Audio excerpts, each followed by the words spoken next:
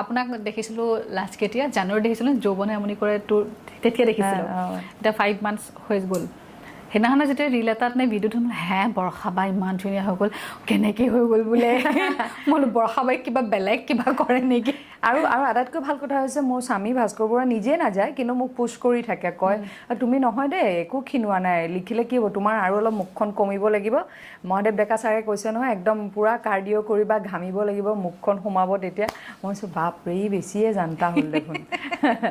যৌৱনে আমনি কৰে তোৰ কথা শেষত সুধিবই লাগিব দৰ্শকে যেহেতু আপোনাক তেতিয়া দেখিছিলে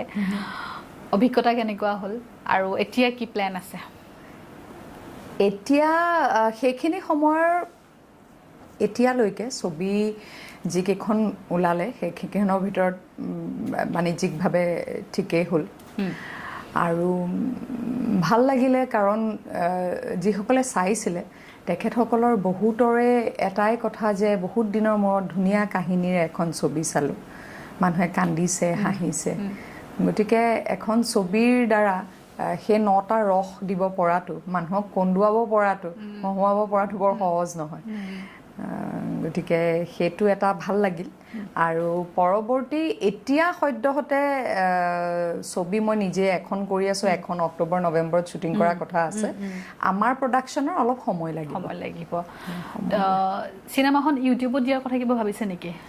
তেনেকুৱা ধৰণৰ প্লেনিং কিছুমান দেউতা আৰু দাদাই কৰি আছে